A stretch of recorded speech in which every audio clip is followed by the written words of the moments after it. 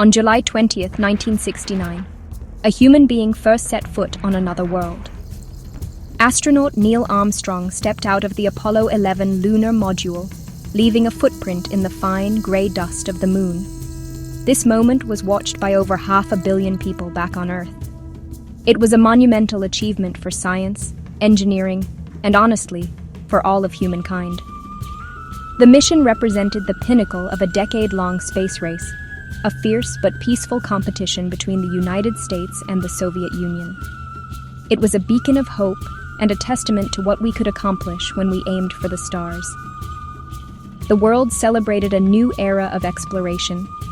Yet, almost as soon as the celebrations began, a counter-narrative started to form. A small but vocal group of people claimed the entire event was a fake. They believed the moon landing was not real. Instead, they argued it was a grand deception, a hoax staged by the American government. The theory suggests that NASA, with the help of Hollywood, filmed the entire Apollo 11 mission in a secret film studio here on Earth. The purpose, they claim, was to win the Cold War space race against the Soviet Union by fooling the world into believing they had achieved the impossible.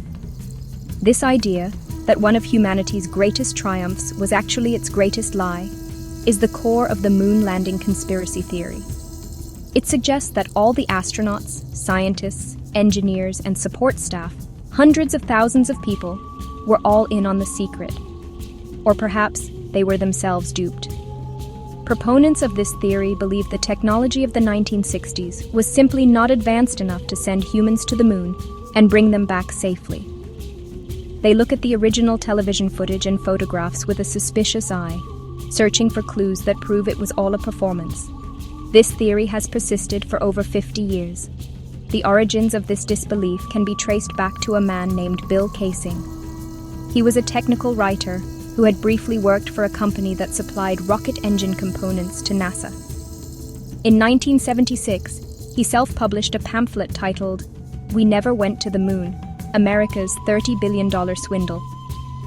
Kaysing argued that the chances of a successful moon landing were impossibly low. He was the first to popularize many of the specific claims that are still repeated today.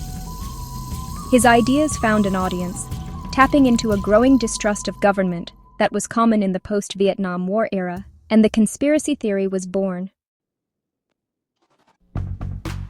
One of the most famous pieces of evidence used by conspiracy theorists involves the American flag. When astronauts Buzz Aldrin and Neil Armstrong planted the flag on the lunar surface, photographs show it appearing to flutter. How can a flag wave, they ask, when there is no wind on the moon? To them, this is a clear sign that the scene was filmed on Earth, where a breeze, perhaps from a studio fan, caused the fabric to move. This single observation has become a cornerstone of the hoax theory, a seemingly simple and obvious flaw in the official story that suggests a terrestrial filming location. Another major point of contention is the absence of stars in any of the photographs taken on the moon. The lunar sky in every picture is completely black. Conspiracy theorists argue that with no atmosphere to obscure the view, the sky should be filled with brilliant, twinkling stars. The fact that none are visible is, in their view, a huge mistake made by the set designers. They claim NASA simply forgot to add stars to the backdrop of their film set. This oversight, they believe, exposes the artificial nature of the entire production and proves the photos were not taken in the vacuum of space. Shadows are another key element for those who doubt the landings. They point to photographs where the shadows of astronauts and equipment seem to fall in different directions. Basic physics tells us that with a single light source, like the sun, all shadows should be parallel. The non-parallel shadows, theorists claim, are proof that multiple light sources were used, just as you would find in a film studio with artificial lighting. They argue this inconsistency is impossible to explain if the sun was the only light source, therefore pointing directly to a faked environment created on a soundstage. Finally, there is the question of the lunar module's landing. When the Eagle lander touched down, it did not create a large crater in the lunar soil. Furthermore, the lander itself appears pristine. with no dust settled on its landing pads. Conspiracy theorists find this highly suspicious. They argue that the powerful descent engine should have blasted a deep crater and covered the spacecraft in a thick layer of dust. The lack of such a disturbance, they say, proves the module was not landed using a rocket engine, but was instead gently lowered onto a pre-prepared set, a prop placed carefully into position for the cameras. Each of these claims, while intriguing at first glance, falls apart under simple scientific scrutiny. Let's start with the waving flag. The flag was held up by a horizontal bar along the top, which was necessary to make it visible in the airless environment. The waving was simply the wrinkles and ripples in the fabric, which had been tightly packed for the journey. When the astronauts twisted the flagpole into the ground, it caused the flag to oscillate, and without air resistance to slow it down, the movement continued for a while. It was not waving in a breeze, it was wobbling in a vacuum. The mystery of the missing stars is also easily solved with basic photography. The lunar surface, brightly lit by the sun, is incredibly bright. The astronauts in their white spacesuits were also brilliantly illuminated. To capture a clear image of them, the camera's shutter speed had to be very fast and the aperture set small. This setting, perfect for capturing bright objects in the foreground, was far too quick to capture the faint light of distant stars in the background. It is the same reason you cannot see stars in the daytime sky on Earth. The bright light of the sun washes them out. The strange shadows are also not so strange when you consider the landscape. The moon's surface is not a flat studio floor. It is uneven, with craters, hills, and slopes. This uneven terrain distorts the shadows, making them appear non-parallel, even with a single light source. Perspective also plays a role, making parallel lines appear to converge in the distance. Furthermore, the lunar surface itself reflects sunlight, acting as a secondary light source that can fill in some shadows and alter their appearance, explaining why objects not in direct sunlight are still visible. As for the lack of a blast crater, the explanation lies in the physics of a vacuum. The lander's engine thrust was significantly reduced just before touchdown.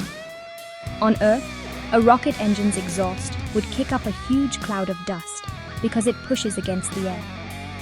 In the vacuum of space, the exhaust spreads out much more widely and has less force. It did blow away some of the fine surface dust, as confirmed by the astronauts, but it was not powerful enough at that low throttle to carve out a deep crater in the dense, compacted soil beneath the top layer. So, if the evidence for the moon landing is so overwhelming, why do people still believe it was a hoax? One reason is a deep-seated psychological need for control and understanding in a chaotic world. Grand events can feel random and confusing, and a conspiracy theory offers a simple, albeit incorrect, explanation. It suggests that powerful, shadowy figures are secretly in control, which can be strangely more comforting than the idea that things happen without a grand plan. Believing in a hoax gives a person a sense of possessing special, hidden knowledge that others do not have. Another significant factor is confirmation bias. This is the natural human tendency to seek out, interpret, and remember information that confirms our existing beliefs. Once someone starts to suspect the moon landing was faked, they will actively look for evidence that supports this view, such as YouTube videos and online forums dedicated to the theory. At the same time, they will dismiss or ignore the vast body of evidence that contradicts it, labeling it as part of the cover-up.